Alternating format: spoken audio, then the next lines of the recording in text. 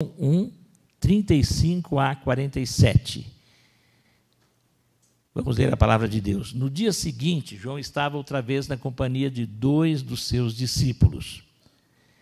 E, vendo Jesus passar, disse: Eis o Cordeiro de Deus.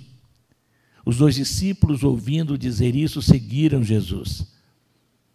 E Jesus, voltando-se e vendo que o seguiam, disse-lhes: O que vocês estão procurando? Eles disseram: Rabi. Onde o Senhor mora? Rabi quer dizer mestre. Jesus respondeu: Venham ver. Então eles foram, viram onde Jesus estava morando e ficaram com ele aquele dia. Eram mais ou menos 4 da tarde. André, o irmão de Simão Pedro, era um dos 2 que tinham ouvido o testemunho de João e seguido Jesus. Ele encontrou primeiro o seu próprio irmão Simão, a quem disse: Achamos o Messias. Messias quer dizer o Cristo. Pai bendito, ilumina-nos na compreensão da Tua palavra neste momento e que, pelo poder do Teu Espírito, a apliquemos em nossas vidas. Amém. O Cordeiro de Deus.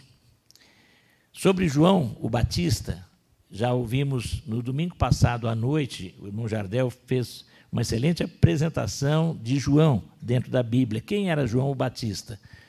Parente de Jesus, uns entendem que era como um primo, talvez em 2º, 3º grau, mas fazia parte da família de Jesus. A mãe de João Batista era Isabel, seu pai Zacarias, e o nascimento dele foi também um nascimento sobrenatural, porque Zacarias e Isabel já eram bem idosos, não teriam condições naturais de ter aquele filho. E o anjo do Senhor anuncia a Zacarias. Zacarias, a história é bem conhecida. No início, em Lucas, você vê essa história. Zacarias fica temeroso, ele não entende, não concorda. Nos outros evangelhos é esclarecido. Ele acha que aquilo é até uma brincadeira e ele fica mudo por não acreditar, e só depois que o menino nasce que ele volta a falar. E ele escolhe o nome do menino como João, e não o nome que normalmente se daria, que era o nome dele, o nome Zacarias. Mas ele entende que era alguém que estaria, e ele compreende que aquele que estaria anunciando, conforme as profecias antigas tinham dito, uma voz que clama no deserto e que manda que as pessoas preparem o caminho para o Senhor. E quem era o Senhor? O Messias, o Salvador esperado. Messias. O mundo sempre espera um Messias. O Messias Jesus vai voltar. Mas falsos messias têm se levantado no decorrer da história, e há messias de vez em quando se apresentando mesmo entre nós, e a gente tem que tomar muito cuidado, porque o verdadeiro Messias, que em grego é Cristo, Cristo e Messias é a mesma coisa, significa ungido, escolhido, enviado de Deus, não apenas para salvar-nos das situações difíceis da vida, mas para salvar o mundo todo dessa situação conturbada causada pelo pecado, que começou quando o ser humano quis fazer e seguir o seu nariz, seguindo o conselho do inimigo de Deus, tomando decisões erradas, desobedecendo a Deus, e aí começa toda essa trajetória terrível e as consequências que temos do pecado que se instalou primeiramente na vida de Adão e Eva, mas foi transmitido espiritualmente a todos os seus descendentes, e todos nós somos descendentes de Adão e Eva, portanto, todos nós somos pecadores, nascemos em pecado, e esse é o mal que está dentro da gente, que sempre puxa a gente contra a vontade de Deus, muitas vezes até sabendo que aquilo não é o melhor, mas a gente não tem forças para fazer o certo e acabamos nos desviando porque o pecado está instalado.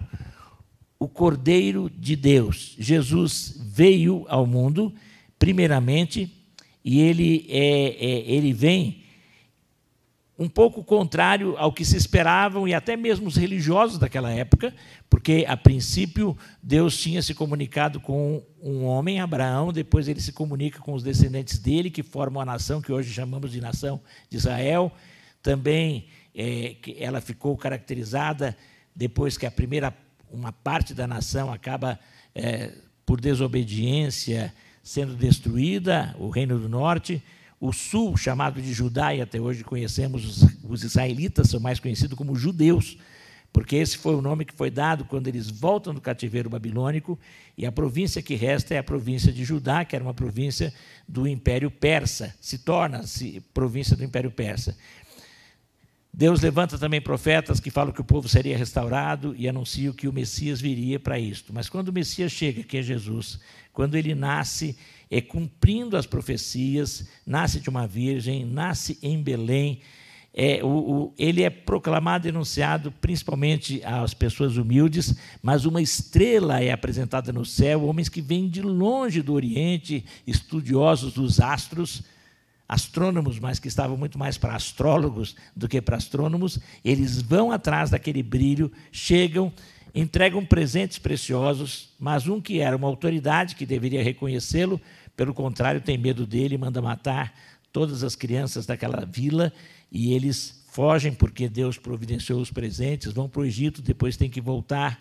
E este Jesus que com 12, 13 anos vai ao templo, encanta e desperta a atenção dos líderes religiosos, porque um menino daqueles, sabendo de coisas tremendas, e quando seus pais o recriminam, ele diz: eu estou aqui tratando dos negócios do meu pai. E Maria, a mãe dele, fica assustada, José, já mais idoso, também fica preocupado. E aos 30 anos, a Bíblia destaca isto, ele começa este ministério, agora se apresentando e começando a ser apresentado ao mundo, e quem primeiro o apresenta é justamente esse João o Batista, João o Batizador, que vinha realizando batismos que não eram coisas estranhas para o povo da época, para o judeu.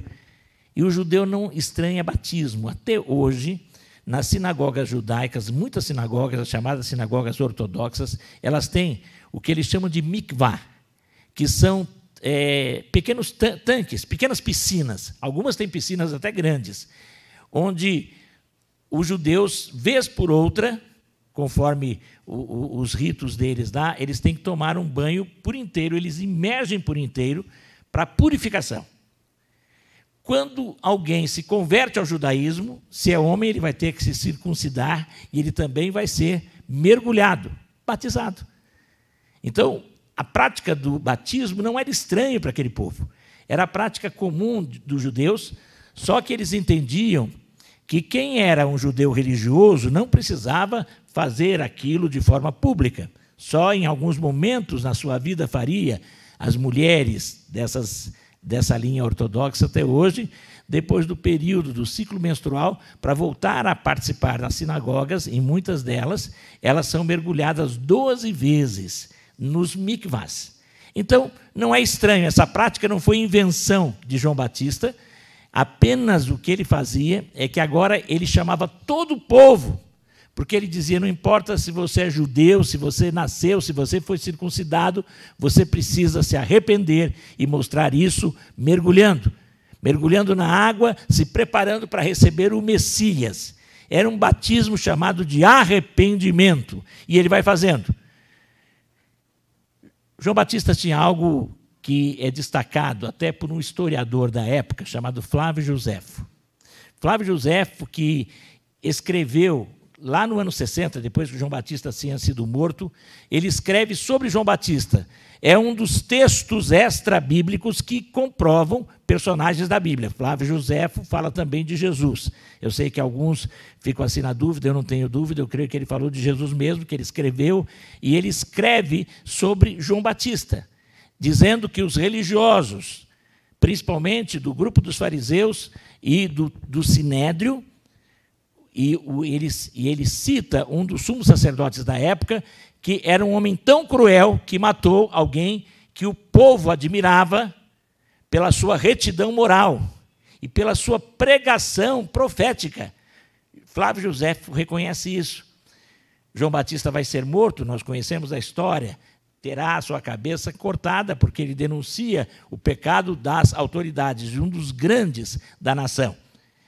Mas João Batista é admirado e respeitado, tanto é que quando Jesus pergunta, quando querem em um determinado momento enquadrar Jesus, numa das provocações que aqueles líderes faziam a ele diz assim, olha, eu respondo para vocês se vocês me afirmarem de onde era o batismo de João.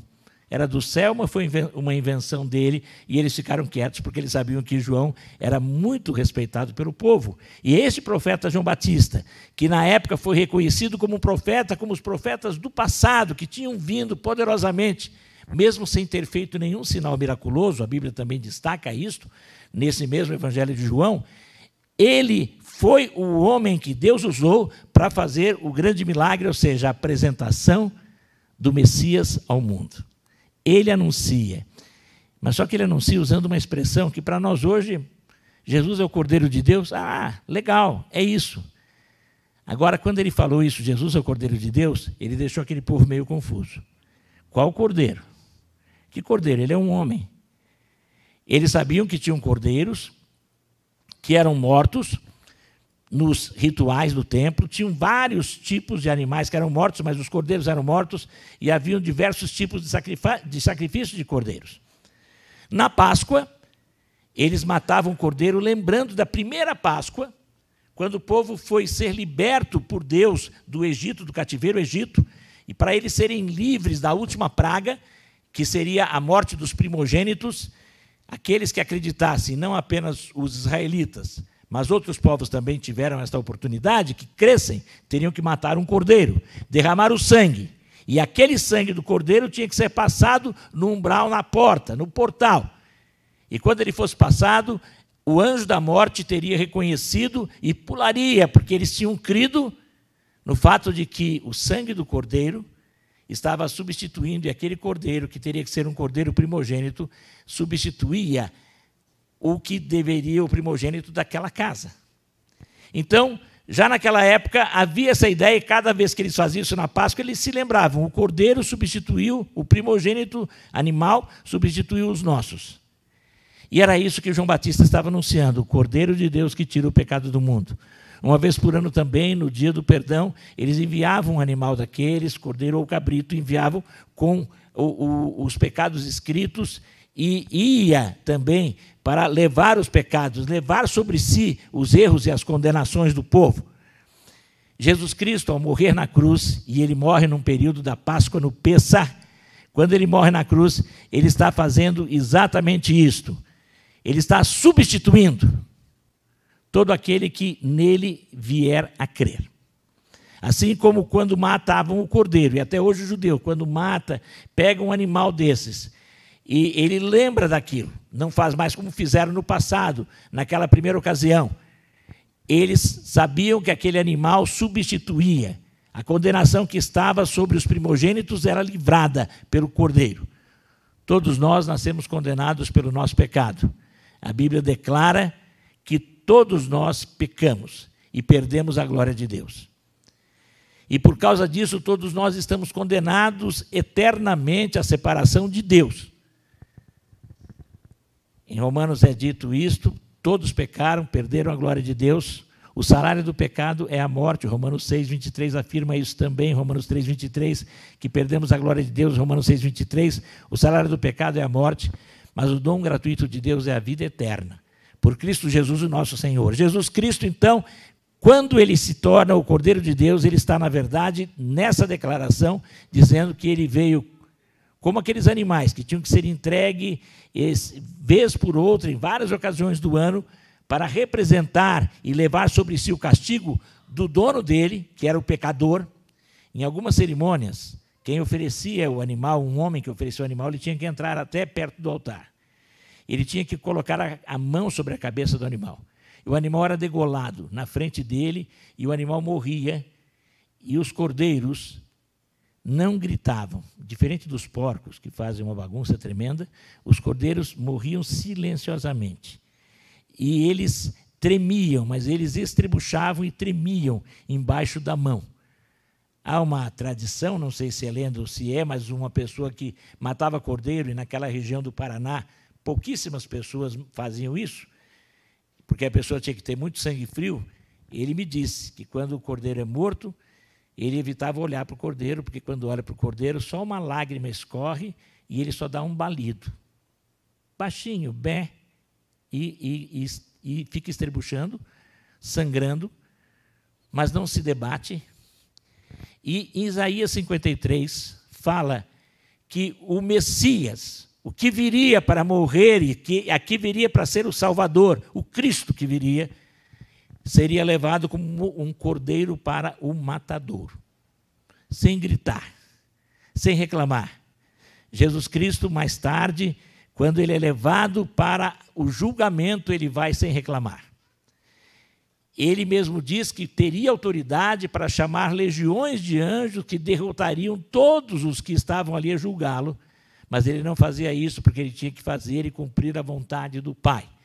E ele, quando vai na cruz, é erguido, a primeira frase dele é: Pai, perdoa-lhes, porque não sabem o que fazem. E quando morre, ele apenas, em algum momento, ele fala: Deus meu, porque me desamparaste, mas logo depois ele diz: Tetelestai, está consumado. Tetelestai é uma palavra grega que significa estar liquidado, a dívida foi paga. Jesus Cristo pagou com a sua própria vida a minha e a sua dívida em relação a Deus, porque nós descumprimos o tratado dele conosco. Todos os seres humanos estão debaixo dessa dívida, herdamos essa dívida desde Adão e Eva. Todos nós somos herdeiros da dívida do pecado e, portanto, da condenação do pecado. Alguém já disse: eu não tenho medo da morte. Normalmente as pessoas não têm medo da morte. Tem medo da dor e do sofrimento, do momento da morte. Muita gente fica: como é que vai ser? Mas a maioria das pessoas tem medo do que vem depois da morte. Muita gente, quando eu pergunto: se você morresse hoje, você tem certeza que iria para o céu? As pessoas dizem para mim: ninguém pode ter essa certeza.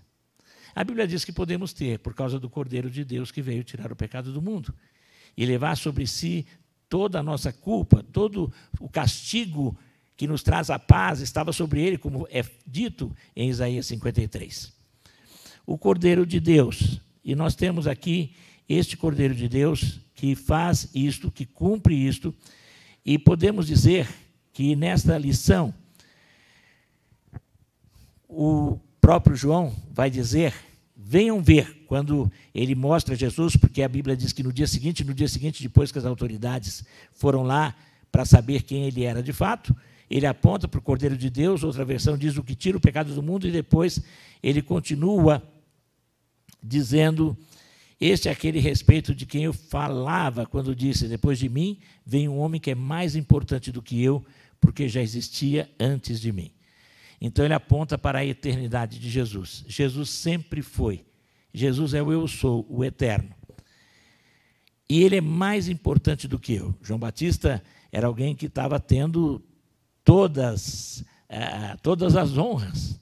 As pessoas enviavam emissários lá de Jerusalém para ter com ele. Mas por que as próprias autoridades não iam? Porque João Batista, estrategicamente, realizava os seus batismos do outro lado do Jordão, no território que hoje é a Jordânia. É um outro país. E na época já era um outro país, era uma outra autoridade. Tudo ali era de Roma, mas Roma dividia com governos, com províncias diferentes.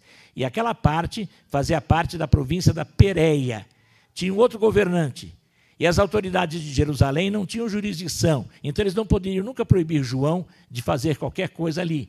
Por isso que João Batista estava lá. É uma questão de estratégia. Nós temos que ter estratégia até para fazer a vontade de Deus e fazer as coisas certas. Por isso ele ia para o outro lado. Mas esse João tão importante, mais tarde vai dizer, quando questiona, porque muitos discípulos começam a seguir Jesus, é importante que ele cresça e que eu diminua. Ouvimos isso muito bem no domingo passado também. E ele fala assim: o mais importante do que eu. Jesus é o Cordeiro de Deus. Você tem que crer que ele veio com a missão de pagar o preço dos seus pecados, de morrer no seu lugar. Ele veio tirar não apenas o pecado do mundo todo, mas ele veio tirar o seu pecado. Mas para isso você tem que crer nesta palavra. Palavra de Deus. Está aqui registrado o que o profeta disse. E todas as palavras desse livro são palavras de Deus. E você tem que crer nisto. Você tem que reconhecer que é pecador, você tem que crer que ele pagou o preço dos seus pecados ao morrer na cruz, e você tem que crer que, em recebendo este Jesus, você se torna filho de Deus, como alguns versículos ainda nesse primeiro capítulo falam. Todos aqueles que recebem Jesus, é-lhes dado o poder de se tornarem também filhos de Deus. Naturalmente somos criaturas, o pastor Wagner falou sobre isso hoje de manhã, mas podemos nos tornar filhos e passamos a ter direito à herança quando o reconhecemos como o Cordeiro de Deus e queremos que ele morreu em nosso lugar. Alguém diz, e isso eu repito de vez em quando, alguém fala, mas Deus é tão bonzinho que ele não vai mandar ninguém para o inferno. Deus não manda ninguém para o inferno. Eu e você já nascemos indo. Cada pessoa que nasce nesse mundo já nasce condenado. Por isso que a vida não é assim, não é o sonho que a gente tem. Porque o sonho não está aqui, está fora daqui, porque o pecado acabou com tudo. Acaba com alegria. Nós temos sonhos que acabam se tornando pesadelos. Quando se cumprem, muitos sonhos viram pesadelos. Porque todos nós somos pecadores e o que fizermos será imperfeito. Por isso temos que crer em Jesus para saber que a felicidade verdadeira está por vir. E temos que crer, ele garante isto. Agora temos que reconhecer que ele é muito mais importante do que eu. E ele tem que ser o primeiro. Receber Jesus, ter Jesus, seguir o Cordeiro, é mais do que ter alguém que vai te ajudar na hora da dificuldade, na hora do aperto. A maioria das pessoas usa Jesus assim. Meu Jesus. Cristo. Oh, my Jesus. Quem assiste filme sem dublagem, né? Ouve essa frase. Oh, my Jesus. Aqui no Brasil a gente fala nossa. Mas lá nos Estados Unidos a tradição é mais protestante, dizem. Tem esse oh, my Jesus. Oh, Jesus. Oh, meu Deus. E a gente apela na hora da dificuldade, mas Jesus... Ele acode você também, mas ele quer muito mais te livrar de uma situação de dificuldade quando você passar a tê-lo como o primeiro. Ele tem que ser o primeiro. Nós cantamos aqui hoje, desde o início desse culto, foi anunciado que ele é soberano. Ele é soberano sobre a terra e um dia, mesmo aqueles que o rejeitam, a Bíblia diz que todo joelho se dobrará. E não vai ter como não reconhecê-lo como o soberano. Só que muitos que se dobrarão estarão recebendo a sentença da condenação. Aí sim, hoje ele está como advogado, ele virá como juiz.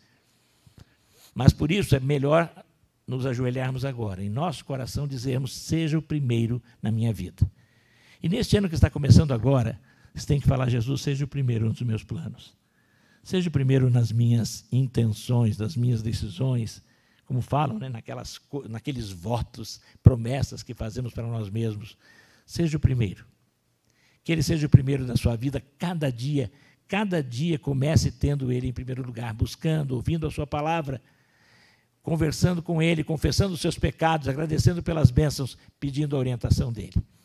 Agora, também, João Batista anuncia uma outra coisa importante. O versículo 33 diz, eu não o conhecia. Aquele, porém, que me enviou a batizar com água, me disse, aquele sobre quem você via descer e pousar o Espírito Santo, esse é o que batiza com o Espírito Santo. A palavra batismo, originalmente no grego, ela significa mergulho. Então, batiza na água e batiza no Espírito, coloca você dentro de uma nova dimensão de vida. O Espírito Santo, que quando Jesus foi batizado, se manifesta de maneira visível. A Bíblia diz que ele toma a forma de uma pomba. O filho sai da água, o Espírito vem sobre ele em forma de pomba e ouve-se uma voz do céu dizendo, este é meu filho amado em quem me alegro. Em algumas traduções, em quem me comprazo, em quem tenho todo o meu prazer. Então, o Pai, o Filho e o Espírito Santo, o Deus triuno ali presente. Quarta-feira começaremos os estudos sobre a Trindade. Quer compreender melhor isto? Venha na quarta-feira. Antes da Assembleia, nós teremos o início dos estudos com o pastor Alexandre. Mas é isso, esse Deus triuno e o Espírito Santo, o Deus Pai dá o testemunho, o Filho está ali presente, o Espírito Santo que está com ele, e ele agora vai levar aqueles que nele creem, mais do que seguir rituais, como no passado eles seguiam, seguindo as leis de Moisés. Agora o Espírito Santo entra. O batismo no Espírito é o que acontece no momento em que você se converte a Deus na pessoa de Jesus, o Espírito Santo passa a entrar e morar em você. Todo cristão verdadeiro é batizado no Espírito Santo, ou com o Espírito Santo, como queira falar. Todos somos. A questão é que temos que permitir que esse Espírito que está em nós preencha. O ser cheio do Espírito, muito mais do que receber algo de fora, é permitir que o Espírito que está em nós tome conta de todas as áreas da nossa vida. E o fazemos à medida que confessamos os pecados. Esse Espírito Santo que entrou em você, ele quer tomar conta da sua mente, do seu coração. Ele quer tomar conta do seu corpo. A sua mente santa, o seu coração santo, os seus sentimentos santos e o seu corpo santo. Retirando o que não presta e deixando que ele tome conta. Por isso, em um determinado momento, é dito lá em Efésios 5,18, não se embriaguem com vinho ou outras bebidas fortes, mas encham-se do Espírito Santo. Ser cheio, ser pleno deste Espírito, que começa quando você agora, ele trouxe isto, esta é a coisa nova, mais do que uma lei de fora, é a lei que é colocada no seu coração, que ilumina você a entender tudo aquilo que ele já deixou testemunhado na sua palavra.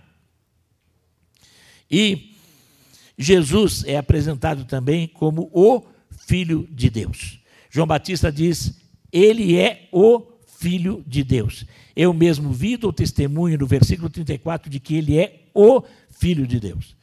O único, o unigênito, como é dito no versículo 14. O unigênito, o único dos únicos.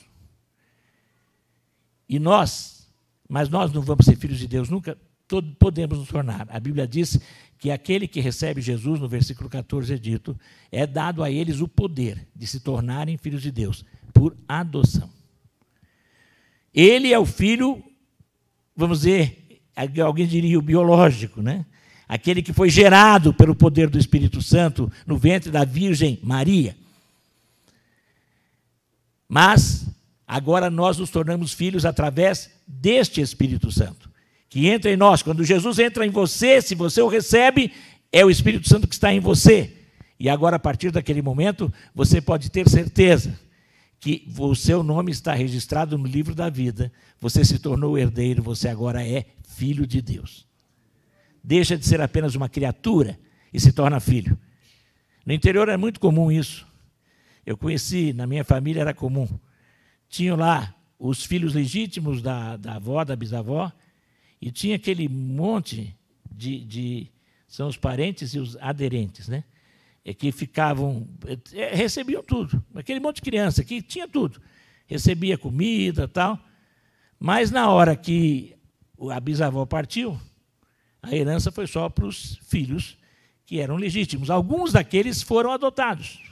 Aí se tornaram também, tiveram direito. Através de Jesus, eu e você passamos a ter o direito de sermos chamados filhos de Deus. E se temos isso, nós temos que honrar o nosso Pai, honrar o nome dele. Você diz isso para o seu filho, honre o meu nome. E Deus quer isso de você, honre o nome dele se você é filho dele, você o tendo recebido.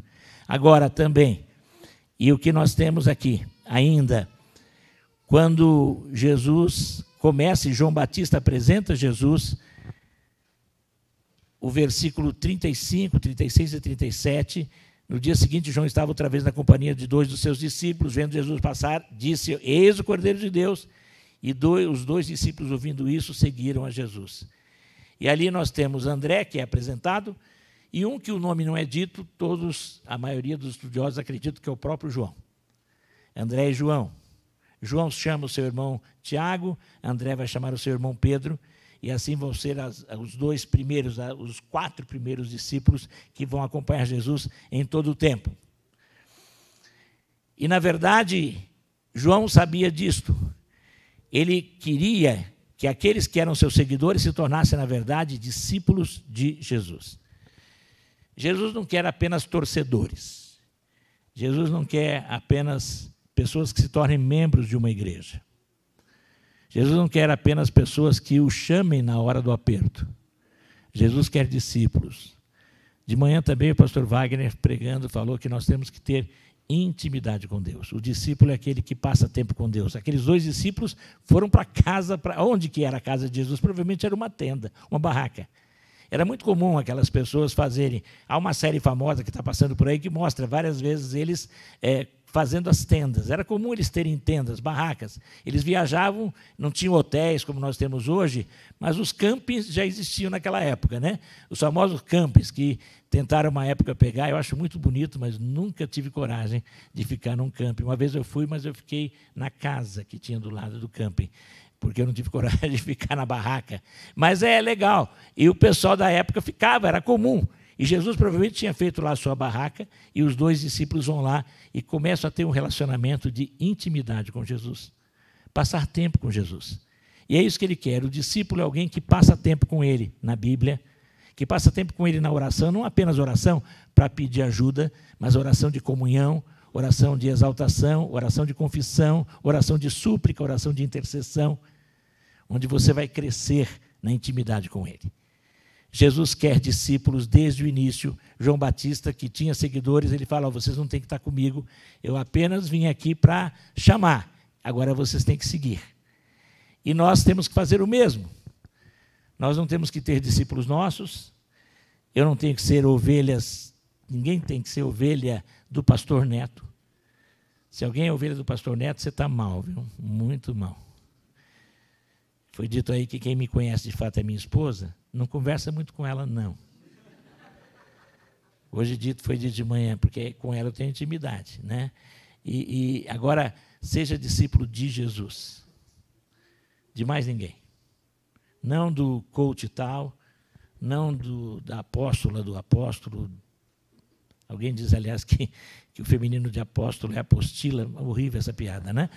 Nada disso, nem da bispa ou de quem for. Seja discípulo de Jesus. E você não vai se arrepender nunca.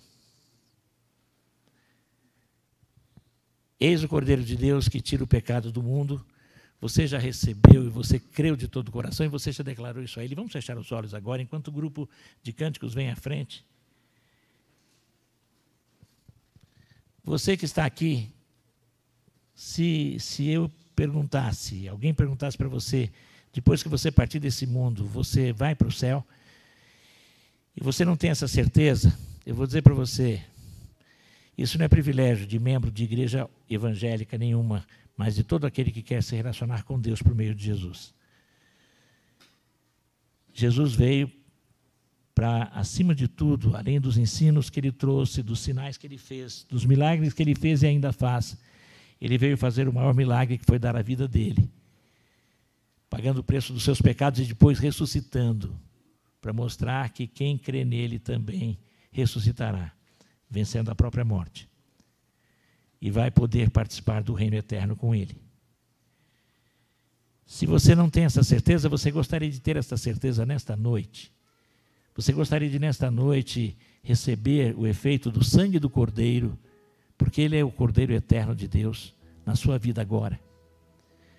Se você quer ter isto, ore comigo a oração que eu vou fazer. No seu coração, diga assim: Senhor Jesus, eu creio que o Senhor é o Cordeiro de Deus, que veio tirar o pecado do mundo. Eu creio que o Senhor viveu uma vida santa, e eu reconheço que eu sou um grande pecador, uma grande pecadora. Eu creio que o Senhor morreu na cruz, eu creio que derramou o seu sangue e pagou o preço dos meus pecados. Mas eu creio que o Senhor ressuscitou. Eu creio, Jesus, que o Senhor está vivo, assentado no trono, o Cordeiro assentado no trono. E eu convido agora, Jesus, para que o Senhor venha pelo poder do Espírito Santo e entre na minha vida e seja o dono dela para sempre. Eu quero ser seu seguidor, sua seguidora, seu discípulo, sua discípula para sempre. Amém. Estamos de olhos fechados. Alguém que nunca tinha feito uma oração como essa fez ou gostaria de fazer, levante a sua mão.